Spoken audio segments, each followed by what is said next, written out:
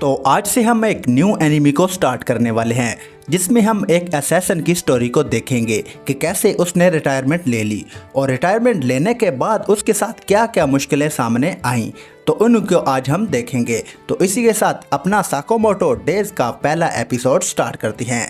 तो एपिसोड की स्टार्ट में हम एक हिटमैन को देखते हैं। अब हिटमैन उन लोगों को कहा जाता है जिनका काम किसी का खून करना होता है और इस आदमी का नाम साकामोटो है। साकामोटो के सामने कई सारे लोग आते हैं जिन्हें वो एक एक करके मारने लगता है और इस काम में इसको बिल्कुल भी परेशानी नहीं हो रही थी और वह इन सभी लोगों को बड़ी बुरी तरह से मार देता है। और हमें बताया जाता है कि कुछ वक्त पहले एक लेजेंडरी हिटमैन हुआ करता था जिसका नाम था साकामोटो तारो। हर गैंगस्टर उसके नाम से डरता था और हर हिटमैन उसके जैसा बनना चाहता था, लेकिन एक दिन उसे एक लड़की से प्यार हो गया और उसने अपना हिटमैन वाला काम छोड़ दिया और उसने उस लड़की से शादी कर ली और इनको एक बेटी भी हुई और वो अब मोटा हो चुका है और अपनी छोटी सी दुकान पर काम करता है।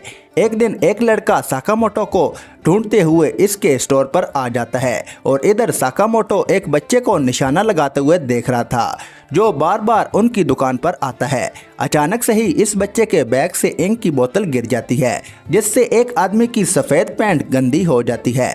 यह देखकर उस आदमी को काफ़ी गुस्सा आता है और वो इस बच्चे को उठा लेता है और वो इस बच्चे को मुक्का मारने वाला था, लेकिन साकामोटो उसका हाथ पकड़ लेता है और फिर अपनी पेंसिल उसकी गर्दन में घुसाकर उसे जान से मार देता है। असल में वो इसे मारता नहीं है, बस उसने ऐसा करने का सोचा था और वो आदमी दुकान से बाहर चला जाता है। ये सब उस लड़के ने भी देख लिया था जो कि साकामोटो को ढूंढते हुए यहाँ आया था। वो जानता है कि साकामोटो उस आदमी को पेंसिल से मारने का सोच रहा था। असल में ये लड़का एक हिटमैन है और इसका नाम है शिन। इसे साइकिक भी कहा जाता है क्योंकि ये लोगों का दिमाग पढ़ सकता है। साकामोटो अब इसे एक थप्पड़ मारने का सोचता है जो देख शिन डर जाता है और बोलता है कि मैं शिन हूँ और मैं आपके अंडर काम किया करता था। ये दोनों अब बाहर जाकर बैठ जाते हैं और शिन कहता है कि यानी कि सच में आप एक छोटी सी दुकान पर काम करने लगे हो। शिन चाहता था कि साकामोटो अपने पुराने काम में वापस लौट जाए। साकामोटो अपने मन में कहता है कि मेरे हिटमैन वाले दिन खत्म हो गए। जो सुन शिन बोलता है कि आप एक लेजेंडरी हिटमैन हुआ करते थे, हर गैंगस्टर आपसे डरता था, आखिर साकामोटो वो सब कैसे छोड़ सकते हैं। साकामोटो इसकी बात का कोई जवाब नहीं देता और अपने नूडल्स खाने लगता है। शिन कहता है कि अब वो कितना मोटा हो गया है, इसे पहचानना भी मुश्किल है। इतना कहकर वो अपनी सिगरेट जलाने लगता है, लेकिन साकामोटो बिजली की तेजी से इसकी सिगरेट को काट देता है क्योंकि यहाँ नो स्मोकिंग का बोर्ड लगा हुआ था। साकामोटो की स्पीड देखकर शिन समझ जाता है कि भले ये मोटा हो गया लेकिन ये अब भी इतना ही ज्यादा खतरनाक है और वो चाहे तो शिन को भी मार सकता है। तभी एक डिलीवरी वाला साकामोटो का कुछ सामान लेकर आता है और इसे साकामोटो से हेल्प भी चाहिए थी।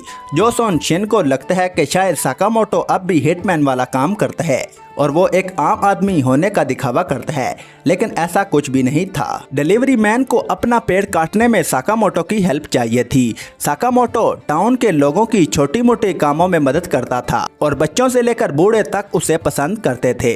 इतने बड़े हिटमैन को ऐसे छोटे मोटे काम करते देख शिन को गुस्सा आता है और वो कहता है कि मेरी नजर में साकामोटो की रिस्पेक्ट कम हो गई। इसके बाद शिन अपनी कार में जाके बैठ जाता है और सोचता है कि वो पूरे 5 साल बाद साकामोटो को देख रहा है, लेकिन वो अब भी कितना कमाल का है। मोटी बॉडी होने के बाद भी उसका ऑरा कम नहीं हुआ। काश वो फिर से उसके साथ काम कर पाता। तभी शिन को अपने बॉस की कॉल आती है जो कि पूछता है कि तुमने साकामोटो को वापस काम पर आने के लिए मना लिया।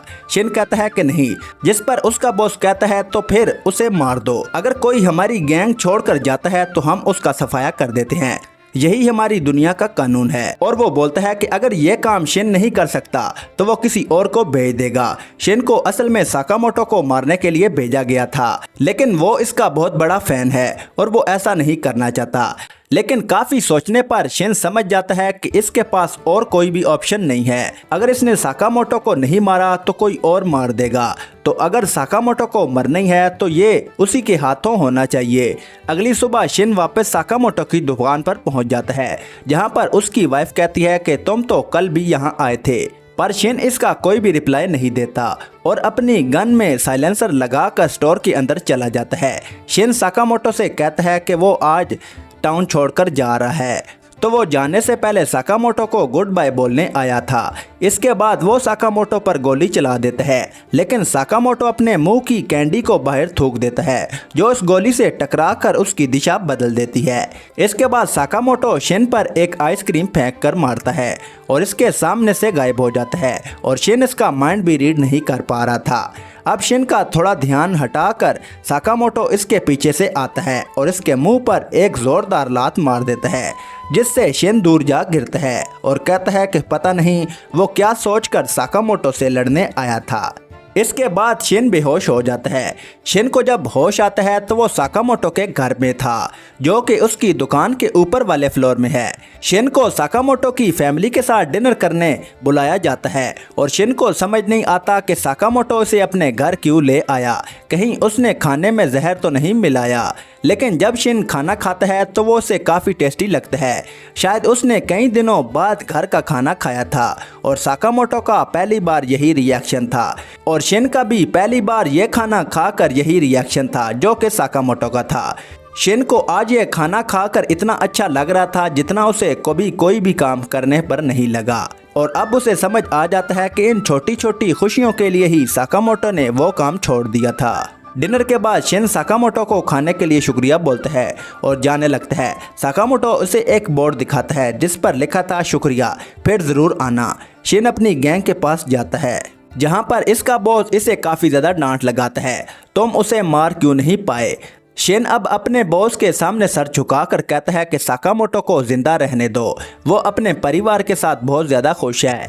यह सुनकर सभी लोग हंसने लगते हैं और इसका बॉस कहता है कि साकामोटो ने हमारी दुनिया का नियम तोड़ा है और वो अपनी जिम्मेदारियों को पीठ दिखाकर भाग नहीं सकता, तो हमें उसे मारना ही होगा। शिन अब कहता है कि साकामोटो की जगह पर मैं मर जाता हूँ, लेकिन उन्हें जिंदा छोड़ दो। बॉस कहता है ठीक है, तो अब हम तुम्हें मारेंगे और साकामोटो को छोड़ देंगे। और फिर बॉस मन में कहता है कि कितना बुद्धू है ये, मैं इसकी बात क्यों मानूंगा। इसके मन की बात शिन सुन लेता है और उल्टा उसी पर गन पॉइंट कर देता है, जिसके बाद इनमें लड़ाई हो जाती है। इधर साकामोटो अपनी दुकान में बैठे ये सब कुछ सुन रहा था और इसके बाद वो एक बटन दबाता है, जिसके बाद हम देखते हैं कि उसकी दुकान में ढेर सारी गन छुपी हुई थी। साकामोटो उनमें से एक बस टेजर गन को उठाता है और निकल पड़ता है।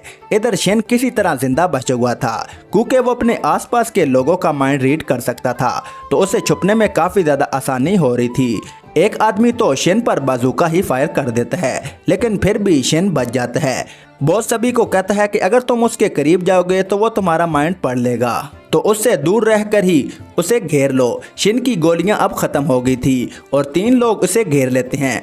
वो शिन को मारने ही वाले थे कि तभी वहां पर साकामोटो पीछे से आकर उन्हें टेजर गन से करंट लगा देता है। साकामोटो को यहां देखकर शिन और इसका बॉस दोनों हैरान हो जाते हैं। वो लोग अब साकामोटो को मारने उसकी तरफ बढ़ते हैं, लेकिन साकामोटो जो अपने साथ चॉपस्टिक लाया था वो उनकी मदद से ही उनको मारने लगता है और वो उन चॉपस्टिक से ही गोलियों को पकड़ रहा था और वो बिजली की रफ्तार से सभी को मारने लगता है। वो मोटा जरूर था, लेकिन उसमें ताकत बहुत ज्यादा थी। बॉस अपने आदमियों को एक साथ उस पर गोली चलाने को कहता है, लेकिन साकामोटो सबसे बचते हुए उनकी बंदूकों को काट देता है और गुंडों के साथ साथ वो उनके बॉस को भी खत्म कर देता है।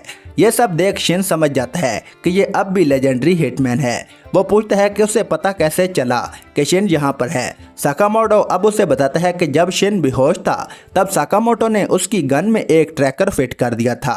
शिन अब कहता है कि अपने वादे के मुताबिक वो आज ये टाउन छोड़कर चला जाएगा, लेकिन साकामोटो से अपनी दुकान की एक यूनिफॉर्म देता है और कहता है कि उसे 1 घंटे के 400 रुपये मिलेंगे और ओवर टाइम के भी पैसे मिलेंगे। यानी कि सीधी जुबान में साकामोटो शिन को अपनी दुकान में काम करने के लिए ऑफर दे रहा था, जिसके लिए वो मान जाता है और अगले दिन से ही शिन भी साकामोटो के साथ उसकी दुकान पर बैठने लगता है और वो देखता है कि रामेन के सारे कप को साकामोटो अकेले ही खाली कर रहा था। अपनी माइंड रीड करने की पावर से शिन लोगों को उनका सही सामान दे पा रहा था और साकामोटो की वाइफ और बेटी को भी वो बहुत अच्छा लगता है। और फिर एक बच्चा शिन को बाहर चलकर खेलने के लिए बोलता है, लेकिन शिन कहता है कि अभी उसकी शिफ्ट ख़त्म नहीं हुई और यह काम उसके पिछले काम से तो कई गुना ज्यादा बेहतर है। और वो बच्चा पूछता है कि पहले आप क्या काम करते थे, जिस पर साकामोटो अपने मन में बोलता है कि उसे बताया तो मैं तुम्हें मार डालूंगा। जो सुन शिन कहता है कि पहले मैं सफाई का काम करता था। और ये एपिसोड यहीं पर ख़त्म हो जाता है। तो दोस्तों, साकामोटो और शिन की लाइफ में अब क्या खतरे आएंगे ये तो हमें अगले एपिसोड में ही पता चलेगा। लेकिन अगर आप चाहते हैं कि मैं अगला एपिसोड भी एक्सप्लेन करूं तो कमेंट बॉक्स में ज़रूर बताएं। और वीडियो अच्छी लगी हो तो वीडियो को लाइक, चैनल पर नहीं हो तो चैनल को सब्सक्राइब करना ना भूलिएगा, क्योंकि मैं अपने चैनल पर इस तरह की इंटरेस्टिंग वीडियो लाता रहता हूँ। बाकी आज के वीडियो बस इतना ही। मैं मिलता हूँ आपसे ऐसी किसी नेक्स्ट वीडियो में।